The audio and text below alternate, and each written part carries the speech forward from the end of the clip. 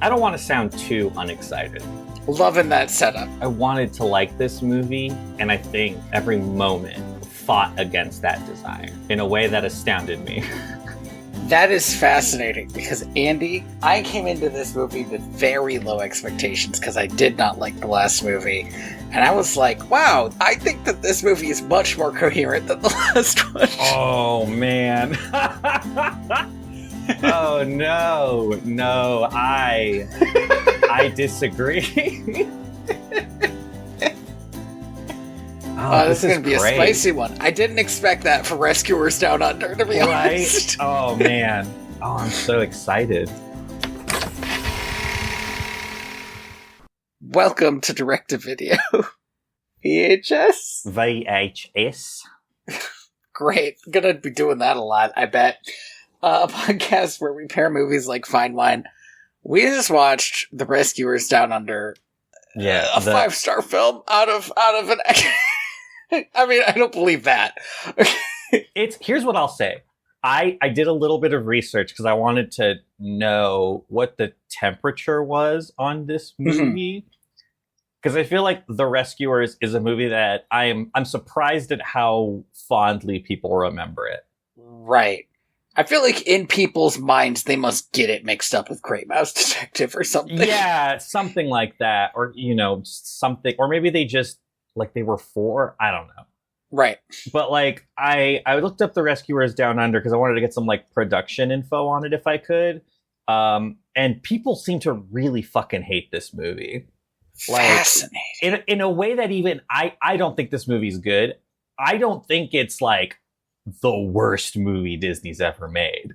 Like even if you look at movies that were made like before The Emperor's New Groove, right? Like Like, we're going to ignore, like Home on the Range and shit. I don't think it's the worst movie Disney's ever made, even, like, if you're looking at the Renaissance and before. Like, it's not, I don't know, like, it's not the best thing they've ever made, but there is, like, a hatred for it that I just don't understand.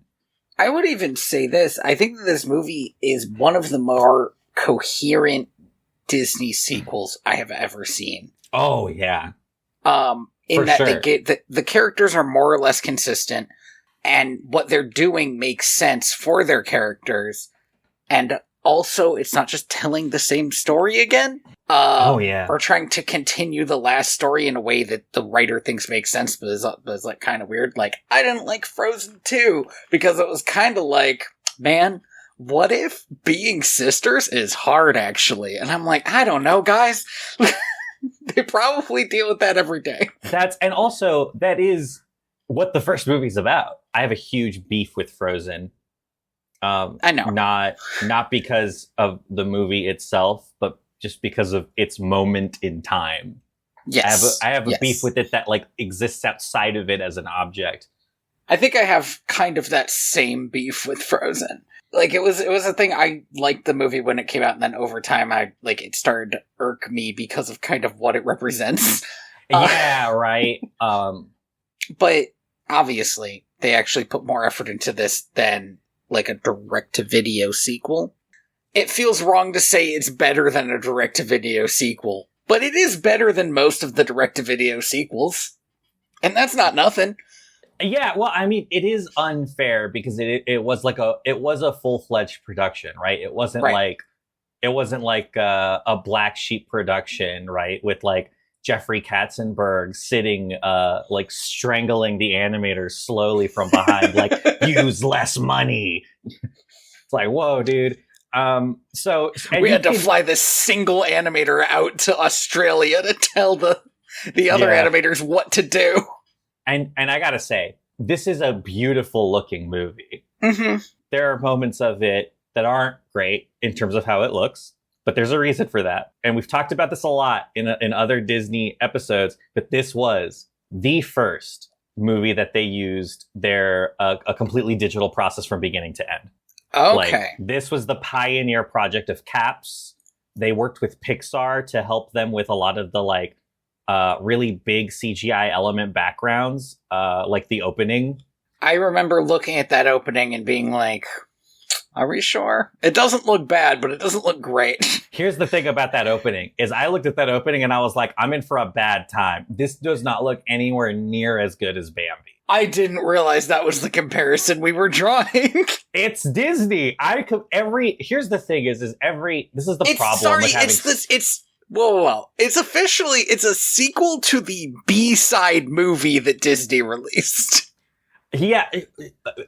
Yes. Here's the problem with having such a long legacy, right? Is every moment in a Disney film, there is a similar moment in a previous film that you can like make a direct comparison to. And sure. I didn't find this zooming shot wasn't it for me. I was like, like it's fine. Cause we start on this, was it like a prairie field? Or I guess we start in the air and then we zoom down and over. And we're like flying low over these flowers. It bothered me that the flowers don't even move in the wind. They're completely static. Yeah, because the camera isn't a physical thing. And I wanna be fair to you, because this was when I made my first note, which was not looking forward to this. Same. Yeah, no, I think I think my note was just oof. But then we zoom into this kid's room. How do you feel about this kid? Cody, I believe is his name. Okay, so I don't dislike the kid. The kid is fine. Okay. I dislike this introduction to the kid because it makes it look like he is neglected. Mm-hmm. He sleeps in a hammock under a bunch of old clothes. Yeah. And it was like a little while before I was like, oh, he actually does have a caring parent. He's just always out talking to animals like a little Dr. Doolittle, and she doesn't know where he goes. But he's like maybe 6, like going on these 100-acre woods but real adventures. So here's the thing. I legit thought until he snuck past his mom that this kid was an orphan. I was like, oh, this kid's an orphan. He's living alone in this like lean-to shack. Yeah. But they just kind of, I guess, don't have a ton of money. And I don't want to say that this woman is asking for her son to be kidnapped, but they were in the middle of nowhere. She has no neighbors. They don't appear to have like a farm or anything. Like, I don't know what means they have. The fact that she assumed that this kid was eaten by crocodiles because she just lets him wander off wherever makes a lot of sense. Yeah, well, that's the thing, right? Is like, she had to have known it was the possibility. They live in Australia. Oh, God, I didn't like this kid. And I think the primary reason why I didn't like this kid is I just don't like how perfect he is. Does that make sense? I can kind of understand that issue. I'll tell you what I liked about him. Yeah. I'll tell you what I liked about him. What I feel like made him work more than the kid in the last movie. It's not that he was any better than her. It's that I was glad that I didn't have to start the movie with the most insane way of getting a mouse to get help. It's such an improvement. This kid already talks to animals. Animals are his friends. This is exactly the kind of kid that animals would work hard to save if he were kidnapped. Because he's a little environmentalist. Right. I'm like, okay, I get it. 100%. It still stretches credulity a little bit because, I mean, we'll get to that bit in a bit. But, like, as soon as I found out he was, like, he actually, like, hangs out with animals and is their friend and works to, like, stop poachers because he doesn't like all his little friends getting killed, I was like, okay, I, like, get our setup. I, like, understand 100%. For sure. This works. Here's the thing, is I'm looking at the setup and I'm, like, committing it to my memory, right? At some point in this movie, we're going to save poached animals. I'm really excited to get to that. The editing in the beginning of this movie is a little wild because this kid goes to meet up with all of his kangaroo and animal friends. He's like hitting them with sticks and shit. Like, get up. It's time to go rescue shit. Right. He gets there and this kangaroo is like the most gigantic bird you ever done seen. Okay. when should we take a little break to talk about this bird? Because I don't know if we should do it now or after we've actually done the scene. I think we have to do it after. Otherwise, it's going to make no sense. Okay. So yes, this kangaroo's like, I can't remember the bird's name. I'm so mad about it. Nadahuta. Oh, it's Nadahuta. You don't know Nadahuta, but Nadahuta is a golden eagle. Now, pause. Real quick, because golden eagles do not live in Australia, and they don't look like this. And I'm gonna leave that there because we're gonna talk about the golden eagle in a bit. It's kind of crazy because it's like one of the two continents that it doesn't live in. And because it's only Northern Hemisphere. And it's like, you guys could have said anything else, but they said golden eagle, which is an actual bird in America and Russia and not Australia. So the kangaroo's like, you're the only one that can get to it. So Cody's like, okay, I'll go get to it. And the kangaroo leads him to what the kangaroo calls a ridge. Up on that ridge, the kangaroo says, it is the sheer cliff. It is a mountain cliff. Like, it is huge. Again, sheer. It's not like, there's like a path up or something. No, this is like Grand Canyon levels of sheer. Well, I guess the Grand Canyon isn't always sheer, but it's sheer. It's like, this kid's gonna have to... Think of the Grand Canyon and think of a part that you can't get down with a donkey. This is just like a straight... a vertical line. And this kid's like, and this kid's like, I'm gonna have to climb up there. And then we just cut to him finishing. We cut to him like almost at the top, and I'm like, the fuck? Did this kid he free soloed up this ridge? Where is his mother? He doesn't have ropes or hooks, or he's wearing shorts. He's just wearing a t-shirt and shorts. He's like, I can like, okay, he's Jesus, a little Crocodile Dundee. Like, you're a child. There's like, he's not getting any help. Like, there aren't like birds or climbing animals or anything that are trying to help him up. It's just him. He hung out with all of these fucking animals, wombats and kookaburras and a kangaroo. And where are they? Nowhere to be seen. In fact, I don't think we see them again for the rest of the movie.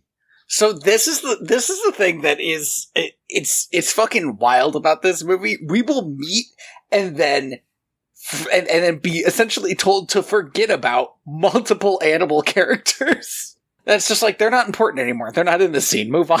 They simply do not matter. Including like a little Smeagol guy. It's not important. We'll get to him. Oh yeah.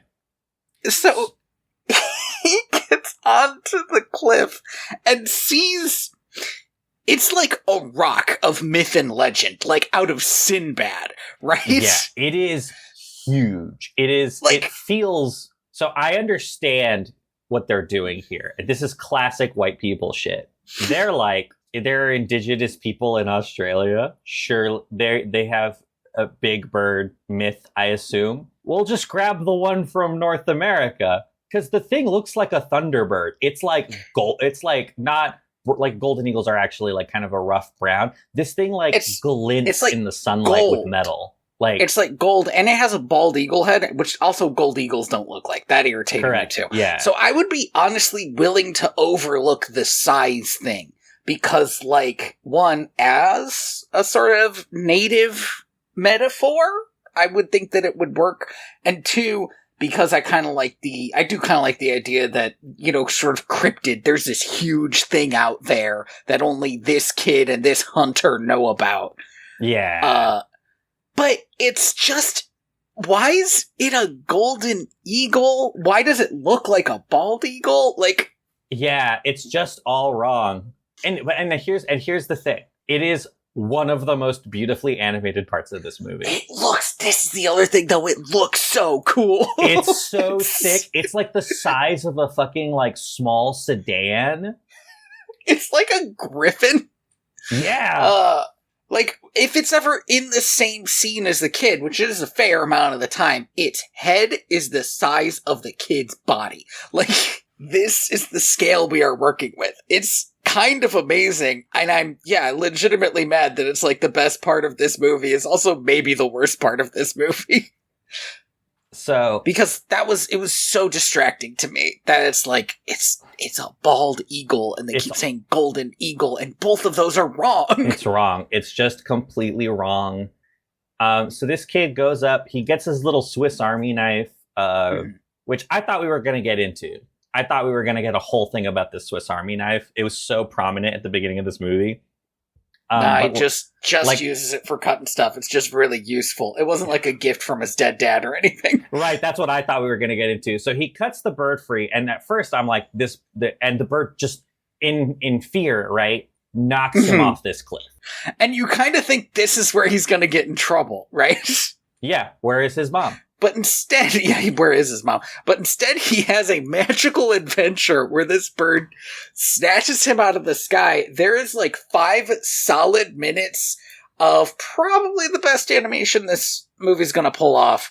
Oh man, when they cut through the clouds, yes, and absolutely. You can see the bird's wings.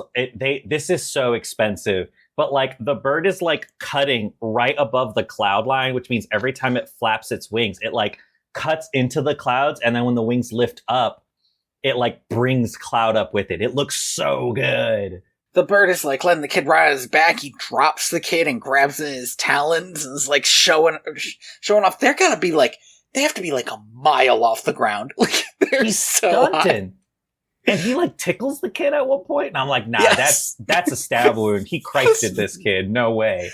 Not okay.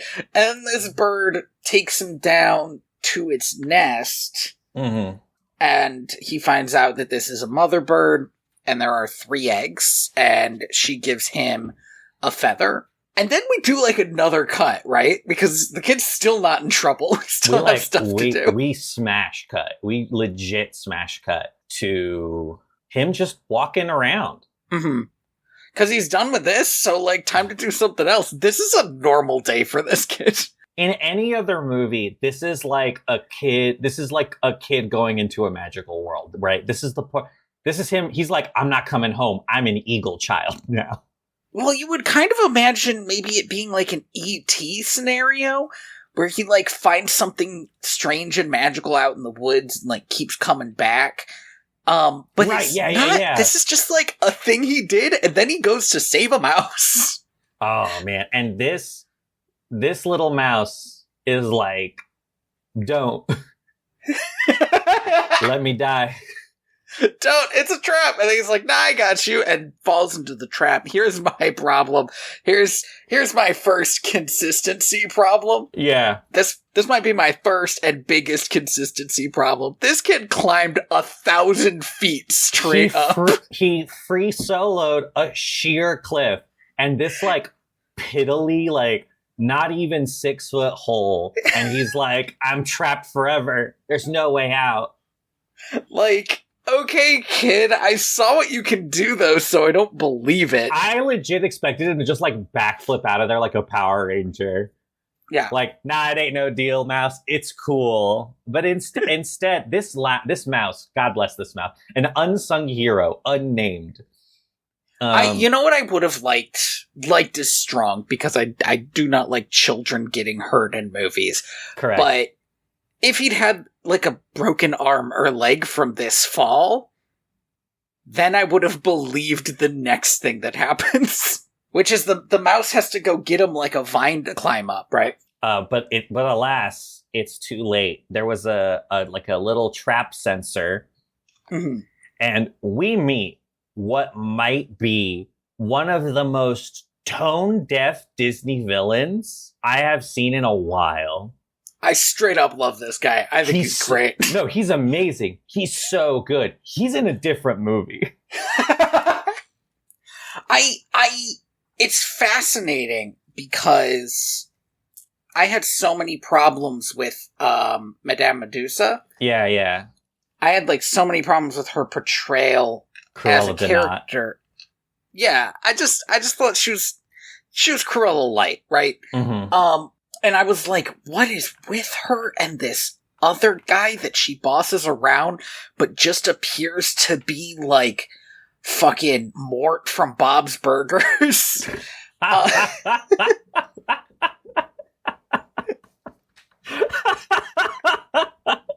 Yeah.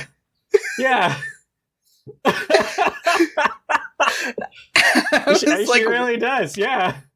I was like, what's even happening with this? And this guy, he is consistent in like his thoughts and feelings, and how frankly menacing he is the whole time. He reads to me like a late 90s, early 2000s Disney villain, like a Clayton or a the general from Atlantis. Yes, yeah. Well, he comes from that. He clearly comes from that DNA. He seems to be the prototype for it, right? Yeah, because he predates both of them by like almost a solid decade. And here's what I'll say is he is consistently, he makes them both look like nothing. He is consistently more. Here's the thing. I think it's because we get to spend time with him. We don't get to spend time with him. Yeah, we don't spend time with either of those other characters, and we spend actual time with this hunter McLeach. We spend actual time with this hunter McLeach, and I know exactly what makes him tick, and it's real basic. He doesn't. I want to say something. He doesn't want to hurt this kid. He's pretty amoral about it. He doesn't want to hurt this kid, but he will. He tells the kid to like get out of here, and his pet what do you call it, a Komodo dragon was like had like dug this nest, but dug this hole, and it wasn't his hole. It's fine, get out here. And this kid, this fucking idiot. Oh my god, this is the thing about this kid is like you got to pick your battles, man. Yes, like, because here's the thing about this guy is this guy. All right, there's a moment in the last movie where Madam Evil, I forget her name. You just said it. Medusa.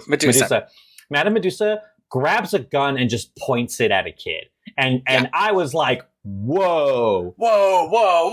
This is not what I signed up for. This guy is driving a fucking Mad Max truck.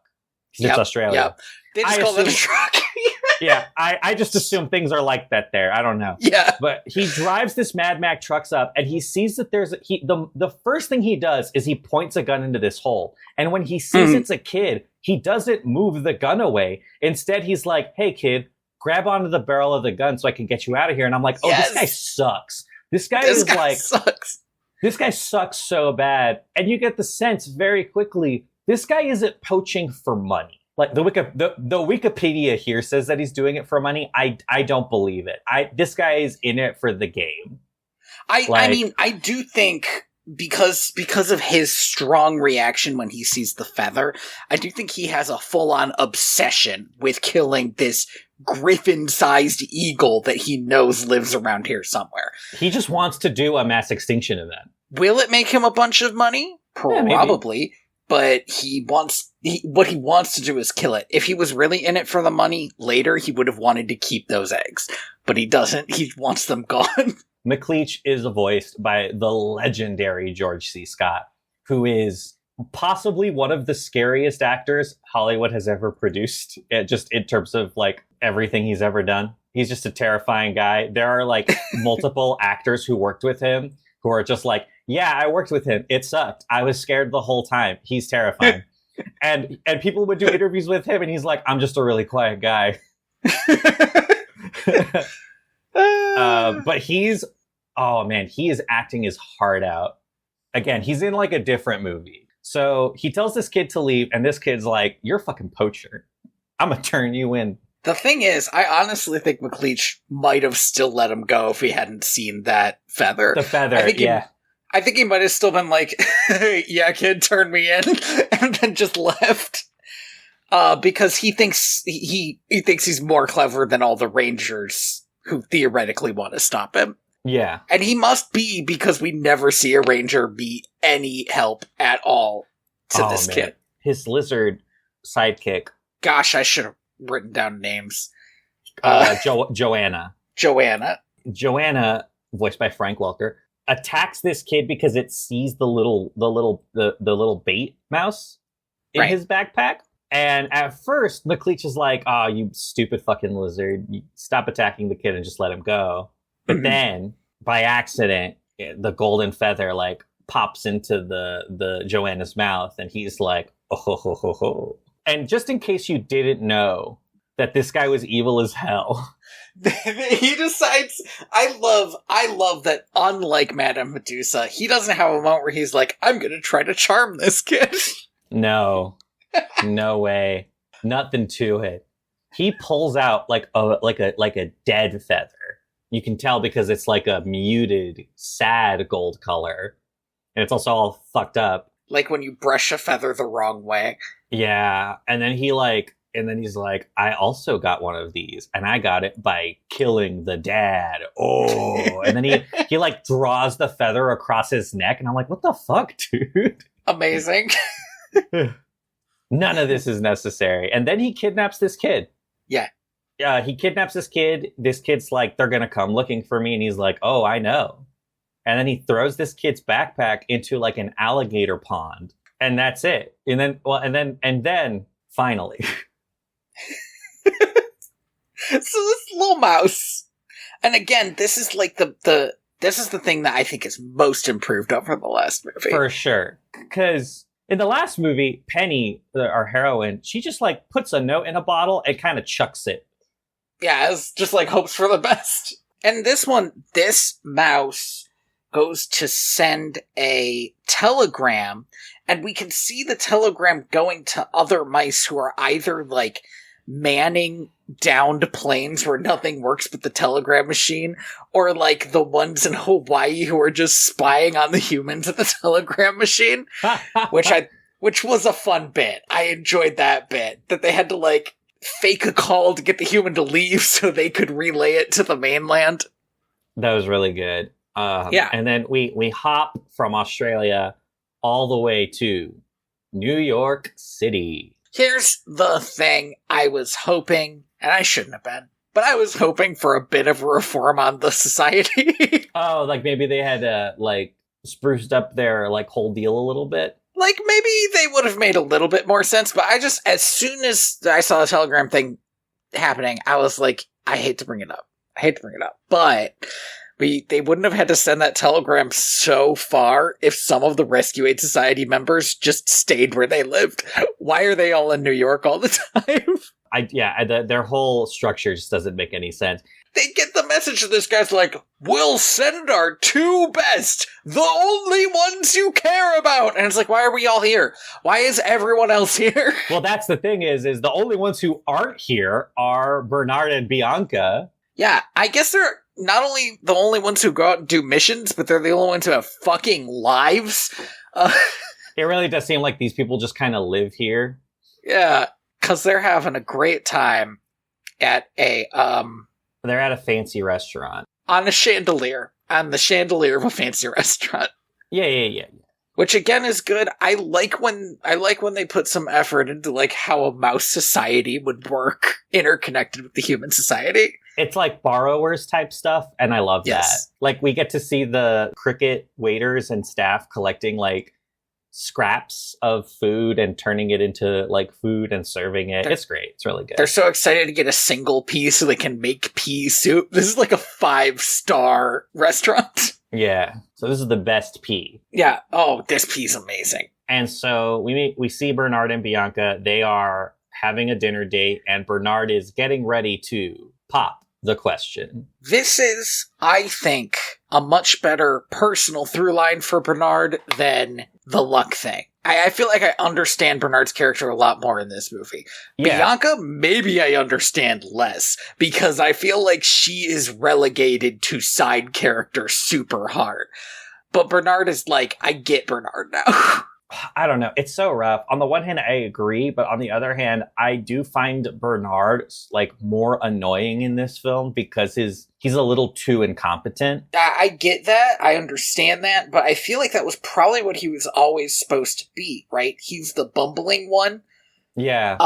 It's just that we only focus on him, really? Like, we don't have any focus on what Bianca is doing. And the point was always supposed to be, I felt, that Bernard is kind of bumbling, kind of incompetent, and Bianca is, like, halfway, like, super lucky and halfway just, like, completely unflappable, so she's really good at her job, and they somehow balance each other out this way.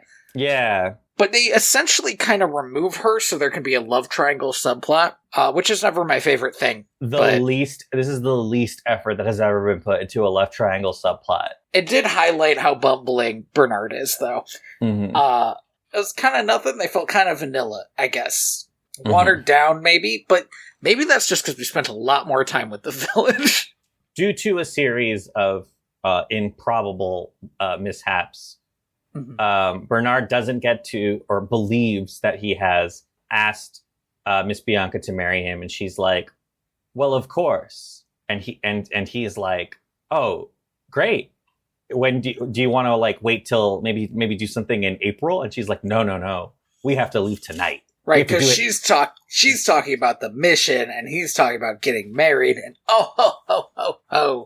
isn't this a delightful misunderstanding? Isn't this a delightful misunderstanding? So they accept the mission. Obviously, Bernard is a little crestfallen. It is the middle of winter in New York. I like this detail, the fact that it is the middle of winter in New York. Seems like a bad winter, too. Like, I'm surprised there were that many people at this restaurant. There's, like, a terrible snowstorm that's blown in. This is not important for any plot reason. It's just, like, it's color. And I do enjoy that. Because it's summer in Australia, right? Absolutely. And then we get a little too much color, I think, with Wilbur. All right, so I have a question. I don't know if you could possibly provide an answer to this, but why in the world did they create a second different bumbling albatross? So there is an answer to this question, which is that the original voice actor for Orville passed away in the 13 years between these two movies. That is so long. I did not realize it was that big a number. Yeah. They got a different actor to do the role, but I think it was Roy Disney who came in and said, like, to kind of respect his memory and stuff, we can give him a brother. And because he was named after one of the Wright brothers, we can just name him after the other one, and boom, like, solution made. So that's why. It's the same character anyway. It's like when your character dies in D&D. Yeah. I kind of suspected it would be something like that, but I also know a lot of voice actors that have just taken over from when other voice actors died, and nobody ever thought, how could they do this? Nobody's mad at the guy who did Uncle Iroh after Uncle Iroh died. That's one of the big ones. I think Splinter similarly went through a kind of a death of a role. But I do think it's one of those things where it's like, I hate to say this, those are characters that, like, people really care about, and I don't think anyone cares. Well, about this was the other thing. Did we need to retire this particular jersey? Yeah, yeah. Do we need to elevate it into the stands? Yeah. Like, listen, I'm not saying it was a good idea, but that's the idea. So yeah, it's essentially the same character. So Orville, no, this one's Wilbur. Wilbur. Well, there's a lot of talk, but he takes him to fucking Australia. He actually does the thing that they should have done in the last movie, and in every movie like this, which is sneak onto a plane. Correct. Which I did like, that they were like, is this going to be a direct flight to Australia? And he was like, no. What? No. That would be crazy. That's crazy. I'm an albatross, and I mean, that's pretty good, but I'm not that good. And then it just cuts to him sleeping on the wheel of a plane that's folded up in there. Which I was like, yeah, okay, absolutely. That's how you do it. Then when they land, there's this, we get introduced to this new character. Jake? Jake, the, could be anything. Hopping mouse? Okay. Yeah. He's a little big to be a hopping mouse, but that's what he's supposed to be. Alright, I didn't know if he was some other little Australian animal that I didn't know about. But yeah, he sure got the gams. He immediately falls for Bianca because everybody does. Yeah. This is honestly one of the things about her that makes her, that really flattens her character, is that just everybody's in love with her. And they could have done this in a way that made her character more interesting, but they didn't. Because her reaction to it is to just not. She just doesn't. She just doesn't react to the fact that everybody's constantly falling in love with her. Kind of makes her feel like she's like half asleep the whole time. Yeah. I really don't know what they were doing with her character in this film, but he falls in love with her. Bernard is immediately jealous, and kind of left behind a little bit. The moment, also at one point, he refers to Bernard as her husband, and she's like, "Oh, we're not married," and he's like, "Oh ho ho ho." So the weird thing about that moment, and then if you follow it through to the end, I think he thinks she's single because she doesn't say we're not married, we're dating. Yeah, we're like a thing though. Right. I think he thinks she's single as like, oh, okay. Well, I'm gonna hit on this girl, and Bernard's just gonna be here because he is her, like, business partner. Yeah, or maybe her, like, coach or something. Who knows? I do like that he calls Bernard Bernie the whole time. That is really good. Because there's never a moment where he gives Bernard that nickname. He just kind of starts doing it, which is extremely Australian, but, like, so chummy for no reason. I kind of adored it. Yeah, it's a bit much. Okay, I need to talk about, you ever play Baldur's Gate 3? Yes. Did you ever get to the part above, so did you play through the whole thing? No. Did you play through Act 2? Yes, I did. Okay. Do you remember the part where it essentially becomes a Souls game? Where you start running into, like, Souls bosses? For instance, the creepy doctor and his undead nurses. Yes, I'm glad that you brought this up. This is some real Bloodborne shit. There's a veterinary subplot where Wilbur has back pain and he's immediately, essentially, captured and forced into medical treatment. That really did feel like that moment, or yes, something out of Bloodborne. Yeah, he's tied up. There is this army of nurses who are all voiced by, I believe, the actress who was voicing Minnie Mouse at the time, and an evil doctor who are like, amazing. Don't worry. We're gonna treat you. You're gonna be cured, and you won't feel a thing. Get me the chainsaw. Yeah, he at one point brings out the chainsaw. This whole scene, which is actually cut up over multiple scenes, I assume is just to take Wilbur out of commission for an amount of time. But as it was happening, I was like, why the fuck is this in this movie? Why? So in the last movie, he just leaves, right? He's like, because he's a plane.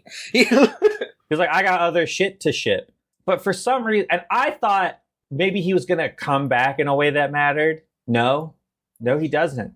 So there's a bit where I super thought he was going to come back in a way that was like, yeah, now let's go save everybody. But he nope. Yeah, so just know that while the rest of this movie's happening, occasionally we cut back to this albatross being tortured by mice. Bernard, Bianca, and Jake just kind of start making their way through the outback, and we're going to leave them there because there's not much to say about it other than, like Jake's hitting on Bianca the whole time. Bernard makes like a little stinky face at the end of the scene, like, oh, I don't like this, but what am I supposed to do? It's not like we're married. And he'll gaze forlornly at his ring, like, oh, if only I was brave enough. Right. And Jake is also just like, he's getting them through the outback. Like, if they didn't have him here, they'd both be dead. Hyper competent.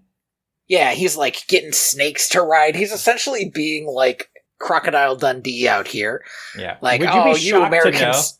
Yeah. That this was inspired by that movie? I'm not shocked to know that. In fact, that really does explain why they lean so hard into Jake, not only as a character, but in the, like, unlike posters and stuff, he's like front and center, even though he is still a side character in the movie. He really does not matter. But yeah, he's getting them there, and now we're gonna cut back to, what the fuck is this kid's name? Cody. We're gonna cut back to Cody, probably for the rest of this discussion, because that's where all the interesting stuff is. So, Cody's been kidnapped by McLeach. Well, McLeach first tries to, like, threaten him by throwing knives at him. Amazing. Good shit. And this kid's like, you'll never threaten me. So he throws him in a cage. Uh-huh. With a bunch of other poached animals that he just kind of has around. I mean, I guess when it comes right down to it, once you kill them, then the skins will start to rot if you don't actually make them into something. This is why I think he's in it for the love of the game. Is because he just has a bunch. He's got a koala, a kangaroo, a frilled lizard. The frilled lizard is, by the way, Smeagol for a lot of this for some reason. He also, and I cannot stress this enough, sucks, and I hate him. He's very annoying. He is kind of actually a classic Disney super annoying sidekick. Like the sidekick character that somebody was like, this one will be super fun, and he's not. He isn't. He reminded me a lot of the frog in Swan Princess. Swan Princess? Yeah. Yeah. It's crazy because we already had the fucking albatross. Yeah, like we have, like, perfect sidekick / ally characters for this kid. There's a bunch of there's like another animal in there, but God help me if I can remember what it is. There's so many, honestly. In a tiny room. So he throws this kid into the cage. They try to escape like 3 times. And yeah, so first they try to hook the keys, which comes very close to working, but Bianca finds out and destroys the hook. Yeah, the hook. Joanna, Bianca. Bianca comes in showed up.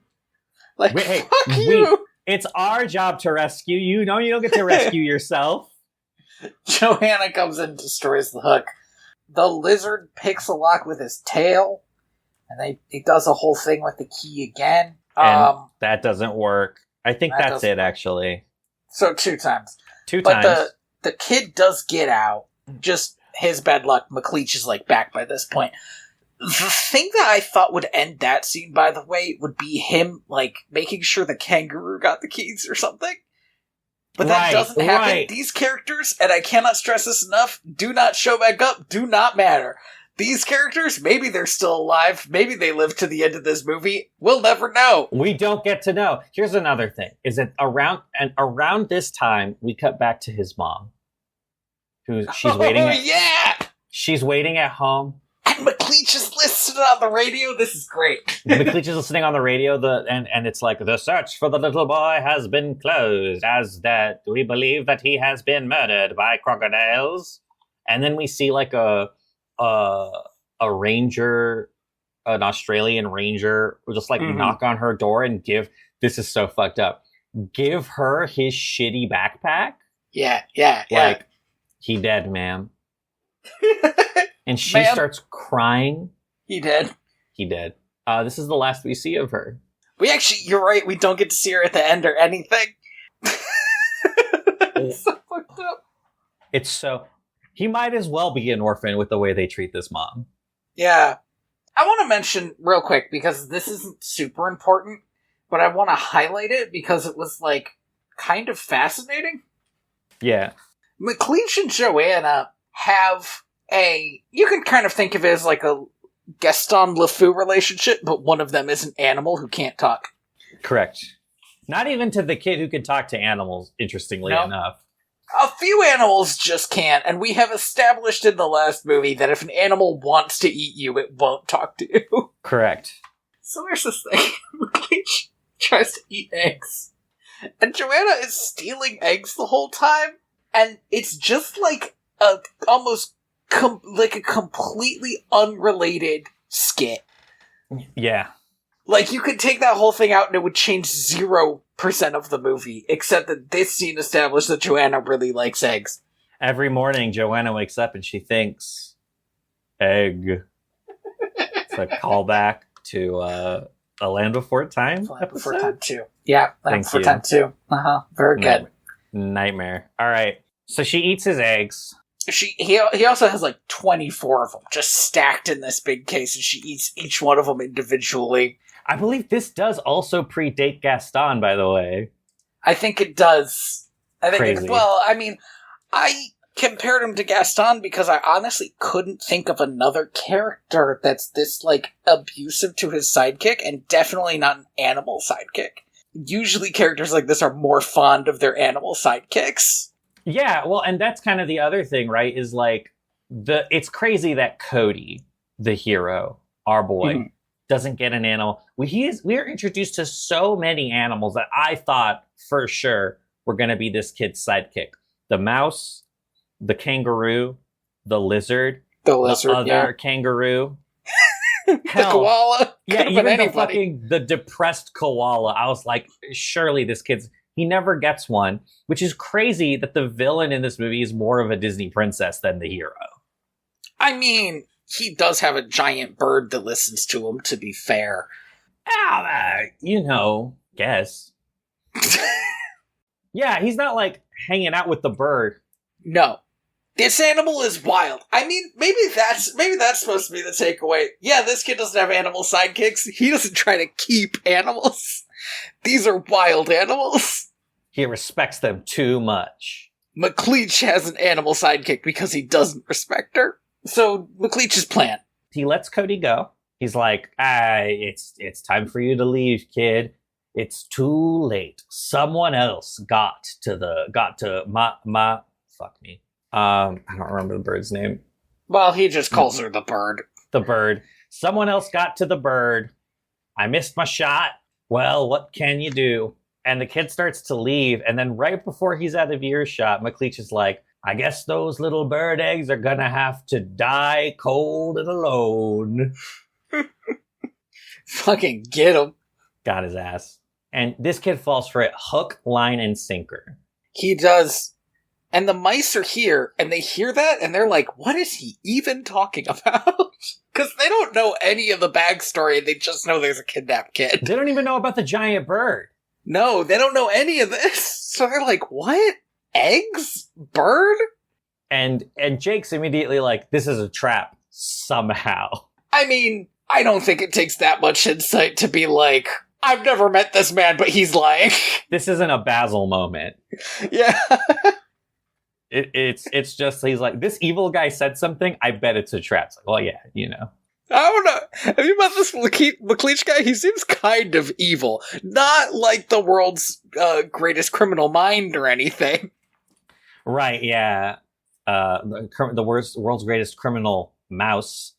McLeach must be a genius. Because he sneaks around, he's like tailing this kid in his Mad Max vehicle. It's like 20-foot long tank with a cage on the back. This has got to be the most rattly vehicle you have ever imagined. He's like, yeah, I'm gonna sneak up on this kid. And they're in the desert. They're like, there's nothing else around. Yeah, there's nothing else around. If this kid had just turned around, bright eyes, he would have seen the fucking thing. Like, I don't care how far away you are, you're hearing it. The Bernard, Bianca, and Jake try to hop on to the Mad Max truck, and shenanigans ensue. I admit that I fell asleep for a little bit here, and I woke up when the kid was at the Eagle Nest. So I don't quite know how Bernard got split off from the other two. Okay, so Bernard did not get split off from the other two. They all got there together. Okay. And they all get to the Eagle Nest together. Jake gets there. Cody gets there first, obviously, because he would have to. You know, the eggs are alive, and he's so happy. And the mice catch up to him, and they're like, Kid, it's a trap! And he's not paying attention because he sees the eagle. He's like, oh my god, she's alive! And starts, like, waving at her. And they're like, no, kid, we have to leave! You don't understand, it's a trap! And then McLeach shows up and points what looks like a fucking missile at this bird. It's a net gun, but it looked like a missile. I straight up was like, oh, okay, this is what we're just gonna blow up the bird. Nets the bird. Marahuta. God, Jesus. Cody, in a wild move that is also 100% completely in character, hops on this net and just starts cutting. It's just like, trying to cut this bird free. This would have killed both of them had he succeeded, for sure. Absolutely fucking insane. But he didn't succeed. He and Jake and Bianca and the bird are all dropped into that cage in the back. Now, I think if I were doing rewrites on this, I still would have allowed Jake and Bianca to get out of there. There's no way this cage is made for holding mice. But they go to a lot of trouble to show, like, oh, there's extra netting, it can hold something that small. Right now, Jake and Bianca are considered fucking useless for the rest of the movie. Which you can say is, like, a good idea, because it's like, well, they were the most useful, right? Except that poor Bianca hasn't been doing shit. She's been sitting on her thumbs the whole time. Yeah, and this really is her shining moment in the movie, where she's like, don't worry, Bernard's gonna save us, and Jake's like, ooh, good bluff. That was a good bit. And she's like, no. Trust me, he's more competent than he looks. Which is weird because, like, in the last movie, Bernard never did anything on his own. No. You know, they did all of it together. I believe that she believes that together they can do anything. I don't know if she could possibly believe that Bernard could save them from this really ridiculously terrible situation on his own. But don't worry about Bernard, because Wilbur shows up. Actually, give me a second. There's something else that happens first, right? No, yeah. He captured all of them, and he sends Joanna to eat the eggs. Correct. Now, some the fuck how. I don't know how he managed this. Bernard is a quick thinker, apparently. He has buried the eggs really deep in the nest and put 3 egg-like rocks on top of them. Yeah. And Joanna does a pretty good head empty trying to eat the rocks for a while. I genuinely love this bit. I think the first egg, she tries to bite it, and she, like, loses a tooth. And then the second egg, she tries to, like, scratch it open and files away her claws. Yeah. And then the third egg, she's like, I'll just eat this one whole. And it just doesn't work. I don't know if you've ever seen, like a seagull trying to eat a fish. It's horrifying. And eventually she's like, fuck these eggs. Fuck these fucking eggs. Just pushes them off into the chasm. It just goes to show you that some dreams don't come true. So then they leave, and Wilbur shows up. And I'm like, okay, well, now they're going to be able to catch up to this truck, right? Nah. Somebody in the writing room was like, these eggs are going to get cold. Stupid. So dumb. We gotta have some way to make sure the eggs don't get cold. And guys, I wasn't even thinking that. And to be honest, I think these eggs are so close to hatching, they'll probably be fine. If you just, like, buried them again and let them keep each other warm. Keep them buried. What? Why are we doing this? Well, and we're doing it because Wilbur would be too good of a solution at this point in the film. Yeah, I guess. The 77-minute runtime. Don't talk on a 77-minute runtime. We live for 77-minute runtimes in this house. That's what I'm saying. I'm like, well, why are we doing this? Like, it's gonna take the same amount of time to animate him and the bird getting there. Wilbur's stuck sitting on the eggs. And now, because of this, how did I just lose his name in my head? Bernard. Bernie. Because of this, Bernard is, like, way behind and has to catch up and uses one of Jake's tricks of just being mean to giant animals to get a boar to carry him the whole way. To be fair, this boar just woke up, like, half asleep. If I was half asleep and a mouse grabbed my nose and banged my head into the floor, I'd also be a little out of it. He rides this boar after them, and the music is triumphant, like, oh, you know, he's finally doing it. He's coming into his own. This 40-year-old man. This old man who's been doing this job for, like, a while and is the one of 2 people who is canonically good at it. Like, correct. This is truly the best part of the movie. McLeach is like, I gotta get rid of this fuck. And we already have the perfect alibi.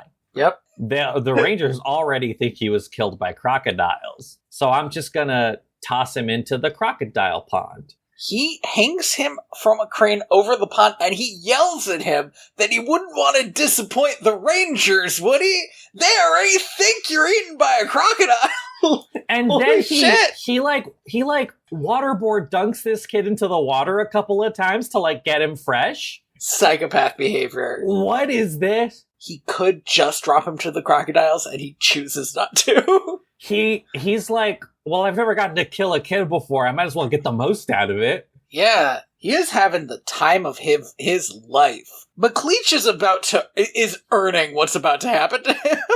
he pulls the lever to drop this kid into the water, but then the power goes out. And he's like, what's going on? And he looks back and he sees this boar running out of his truck. And he's like, oh, God damn it. He says he is mad about it in a way that's like, this is either a known thing in Australia or something that specifically happened to him.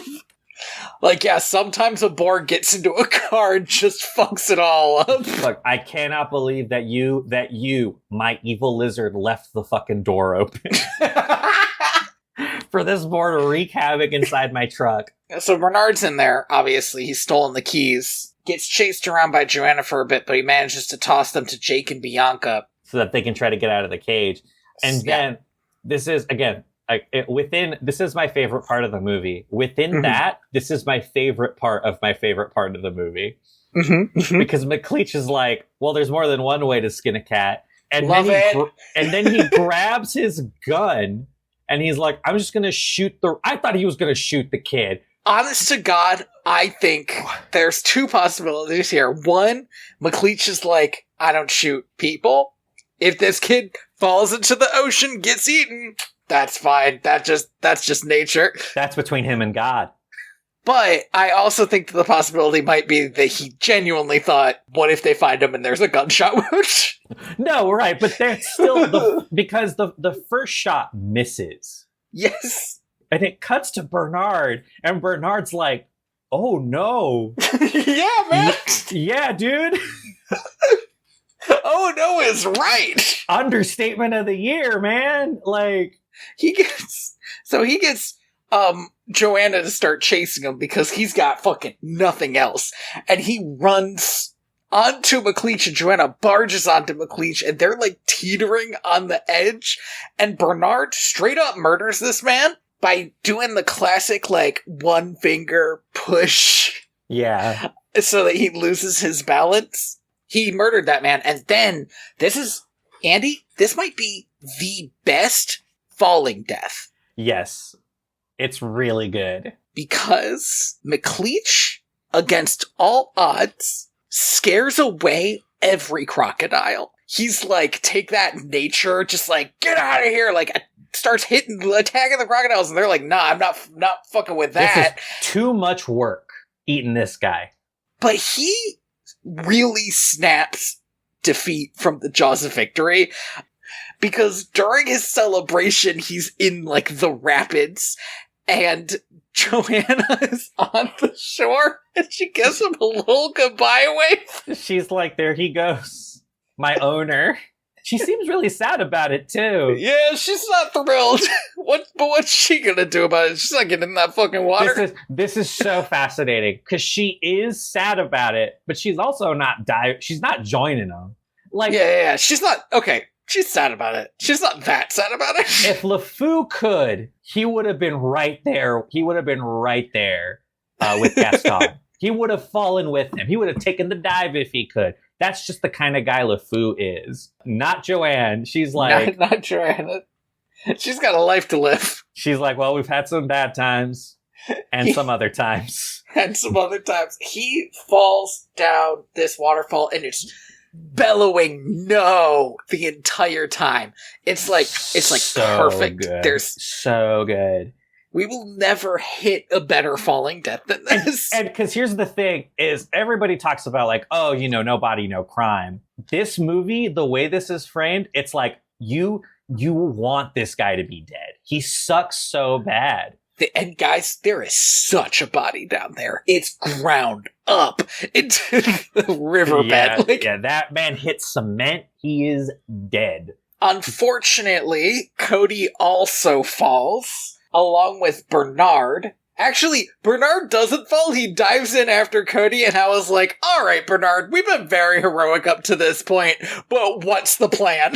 Remember that part in Balto when the bird tries to pick up the bear from the water? Right. And she's like, why did I try to do that? And I thought we were going to get a similar moment here, but no. This movie expects me to believe that this mouse has the strength to grab this rope, swim to shore, and wrap it around a branch and hold it there. and here's the thing. Bernard did very well in this scene. I actually don't think he needs to do this. Do you remember okay, this is gonna be kind of a weird poll. You remember in Avengers when Hawkeye saved a bunch of babies? Yeah. Because he was like a bad guy up till then. They're like, no, look, he's good now. He's saving babies. Yeah, Bernard doesn't need to save the fucking baby. He's been saving the baby the whole time. Yeah, we can call it. He's paid his debt to society. Like, he can. Cool your heels a bit, bud. Or yeah, if it was played a little bit comedically and he fell in and was like, what did I think I was gonna do? I would have enjoyed that. But he manages to stave off Cody falling to his death for long enough for the bird to get out. Yeah, Jake and Bianca free the bird, and then Cody falls off the cliff. The bird dives after him and catches him, and all the animals are safe. Cody is safe. They're flying through the air in like the beginning of the movie styles. They're all happy, flying up into the golden sun. Bernard's like, in what seems like an adrenaline rushed moment, like, before I forget, Bianca, will you marry me, please? I've been through so much. I almost died.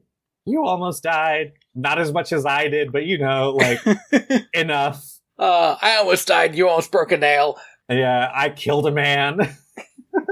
Which I don't think they're the rescuers, right? They're not like ninja assassins. They're gonna have to work through that. Yeah. This is not a normal day at the office. He's got to go to counseling for this. And then the movie just kind of like ends, right? It's just over. We don't even get a wrap-up scene. We do get a wrap-up scene. It's the worst wrap-up scene. We cut to fucking Wilbur sitting on the eggs being like, when is anybody going to come back? I mean, presumably, what's-her-name's going to come back eventually. And then the movie ends. And it's like, listen, we're 3 minutes short of a full 80. We can address the mom. What's going on with her? There could have been a wrap-up scene where he went to see his mom and just like hugged her, or they did like him and his animal friends, or the baby's hatching, or any of that, and they just didn't. We could have even done just like a radio over of like, against all odds, the boy has been found alive. Just like they did with the first one, where they watched it all on TV later. Yeah, something. But none of that happened. It just ended pretty abruptly. In a way that I didn't... It's not like I hated it, because like I said, I think that climax is actually very good. It's truly... McLeach is like up there as one of the best villains Disney has ever come up with. But like, I was really baffled that it just kind of like, and we're done. Everybody out of the theater. It felt a little violent. Yeah. Like, what, do you want a movie with an ending? You get it. You want us to animate an ending? Come on. Look, the kid's not captured anymore. Yada, yada, yada. You understand. Let's move on. Come on. They get married. Shut up. Go home. Oh god, the fact that we don't even get like a wedding or anything, it's crazy. Well, they kept that for the third one, but this one didn't get good enough reviews. No, well, actually, here's the thing: is this movie got amazing reviews at the time? Of course it did. Okay. At the time, people were like, generally favorable. 8 out of 10, 9 out of 10, 3 stars out of 4. People were like, it's fun, it's good for kids. But here's the thing: is it did not do well financially. It had a budget of, I believe, about $20 million. It's kind of hard to get the hard numbers on this, on like how much it cost to make. But assuming that it cost about a little less, I don't think it's like Little Mermaid or like Beauty and the Beast numbers. Oh, sure. It's Beauty and the Beast. If you split the difference, it's like, maybe $30 million bucks. Mm-hmm. But it really only got a box office of about 50 million. So it was not the runaway success that the first film was. They didn't release it a million more times, did they? That's the thing, is they didn't fucking release it like every year for the next 5 years. And I feel like that's doing a lot of work. Sauce. Apparently the initial reviews were underwhelming enough that Jeffrey Katzenberg just pulled the plug on advertising it, which is crazy to me. Can I be honest? Yeah. I fucking hate, Disney does it a lot, but there's occasionally a story like that where they're like, oh, here's this movie that might have done pretty well, except they never advertised it because they decided they didn't like it anymore. Yeah. Like, What are you talking? Why would you do that? There's no reason for it. There's no way you're actually losing more money on advertisements than you would if people actually saw the one really good Winnie the Pooh movie that I've ever seen. Right, yeah, I don't understand it. It's one of those things where it's like, who knows how much better it would have done had they, like, maintained a proper advertising campaign. Mm-hmm. But, like, The Rescuers Down Under is one of those movies that I feel like was on VHS for fucking ever. I mean, it's definitely where I saw it. And I have to imagine that in the era of VHS, it easily earned back its, like, production costs.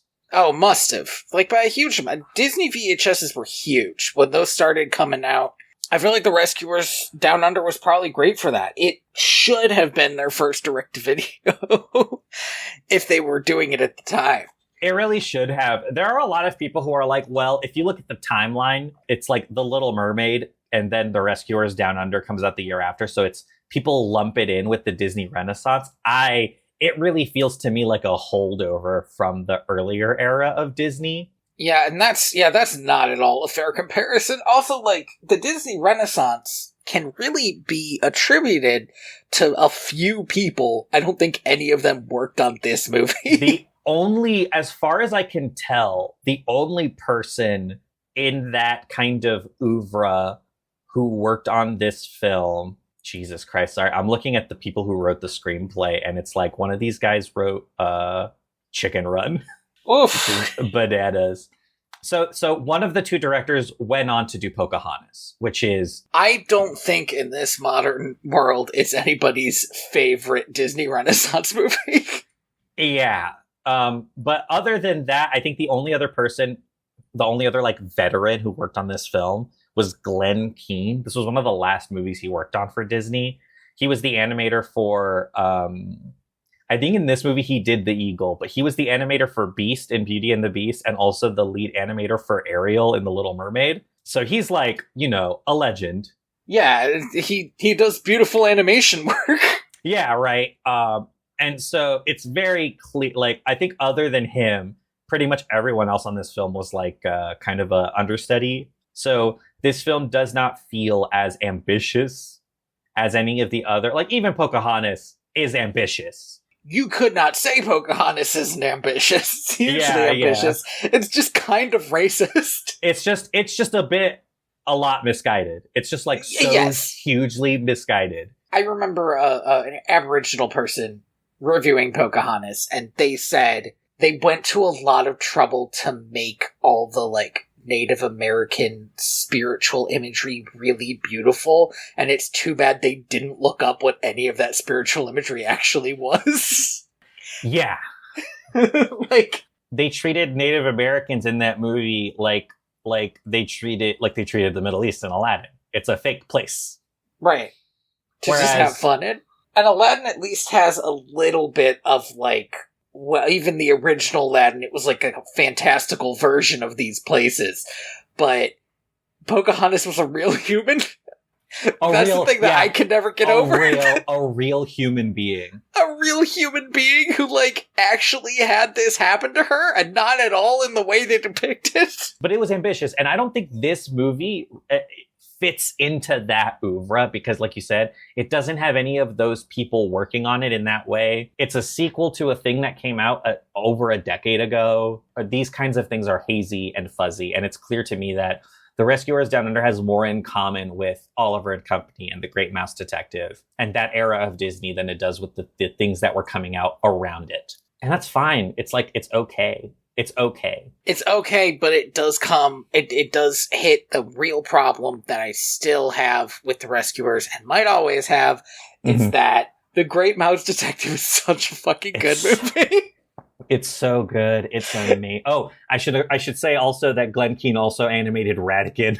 Of course he did. Of course he did. He said that was one of his favorite roles to animate in an interview I read.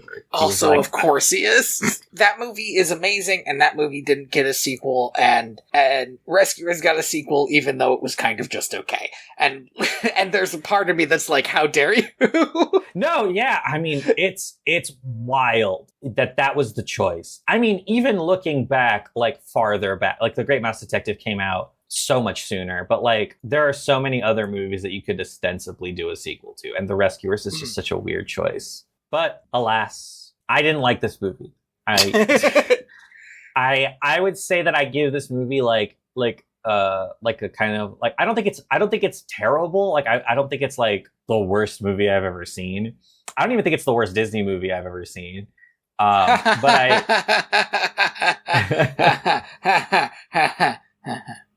yeah. I was gonna say Kronks and Groove, but honestly, the one pushing it is also Little Mermaid 2, which is the most nothing of a movie I have maybe ever seen in my life. Are you thinking of The Little Mermaid 2, or are you thinking of The Little Mermaid 3, the prequel? The prequel has more going for it than 2. It's a bit SpongeBob, but that's okay. 2 is just bad. It really is just kind of a retread of the first movie in a way. Well, it rhymes like Star Wars movies. The prequels are good, though. Like, some of the best cinema you could ever have. Is it art? No. Do I love it? Oh, yeah. I'm sorry I said Star Wars. Yeah, how did you feel about this movie? Oh, how did I feel about this movie? I thought it was fine. Yeah. I liked positive. it a lot better. You thought it was fine, positive. It was fine, positive. I mean, because I thought it was fine, derogatory. I mean, yes. I mean, this is where we come down, really. It's like we both gave it like a... You gave it like a 4, I gave it like a 6, you know? Like, yeah, out of 10. Yeah. Where it's like, yeah, is it totally working on what it's trying to do? Probably not. It's like, it's not as good as the other movies that were coming out around that time, but I liked it better than the original. I really enjoyed the villain. The villain is very good.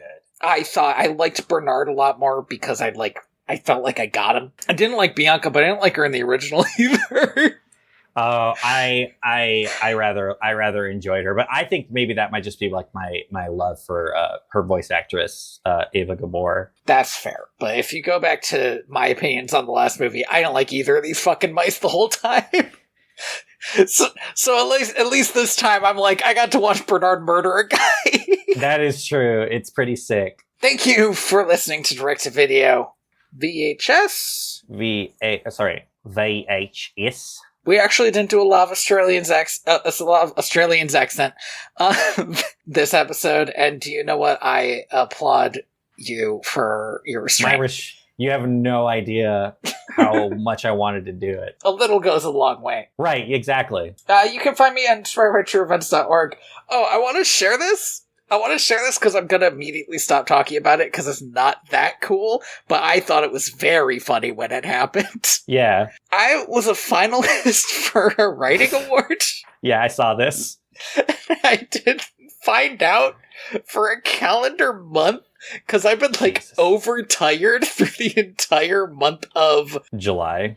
Yeah, June and July. Let's say June, July. Yeah. It was amazing. The Bay and Fantasy Adventure Award. I ended up as a finalist. I thought that was so funny because I was like this is like something you can put on like a actual accomplishment thing. Yeah. And I just fully didn't notice it. That is so funny. It was so funny. I felt like such a dork, honest to God. I was like, this is cool, and also I'm an idiot. These things happen. Apparently. Hey, that's awesome. Like, I really hope that as time goes on, more and more of your writing gets out there. Because I really like it. Yeah, me too. I have to do it, though. Next time, you'll be on top of it. By the way, unrelated, I read some of your writing at one point, and I was like, oh man, Andy's too smart. This is inscrutable to me. Oh, sorry. Yeah, I don't even know what you would have read. But because I don't do fiction writing, really. Right. I mostly just do like hardcore sociological analysis. Yeah, no, it was hardcore sociological analysis. I was like, oh, holy shit. I literally don't think I have the vocabulary to finish reading this. Sorry. This is like the most, I think this might be the most casual thing I do. This is a thing that I do that's actually like fun and not like one of my, I think every other hobby I have is just homework that I make for myself. A big thank you to Scott Buckley for Homeward, which you should be hearing right now. Fingers crossed. And join us next time 4. I think this might be this is one of the few Don Bluths that we haven't gotten to yet, right? Yeah, well, we haven't done like Titan AE, so there's got to be a couple standouts. I don't think we're ever gonna do Titan AE. Like, I'm gonna start bringing guests on whose only job is to get us to watch a movie we would otherwise never see. Dude, fuck me, man. I am so wrong. This is not a Don Bluth. This is the guy who did Balto and Prince of Egypt. Fascinating. Okay. Now I must know. Holy cow, this is rated poorly. Mars Needs Moms. Oh no. And Cyber Goes West. This guy's career is bananas. Why did I put in my vote for this one? Alright, let's watch We're Back in Dinosaur Story. Yeah, we're doing it. Yeah, 1993. I am the ghost of John Smith. If you want to see a rat kill a man, I got a story for you. A story. Oh, he's a mouse.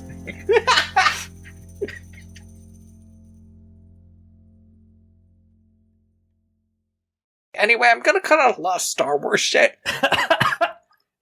You're right. We have to stop. Particularly if I'm gonna keep the Mulan shit, which is still a toss-up. Yeah. We're gonna erase it. We're gonna pretend it never happened. We're gonna have a clean cut point here.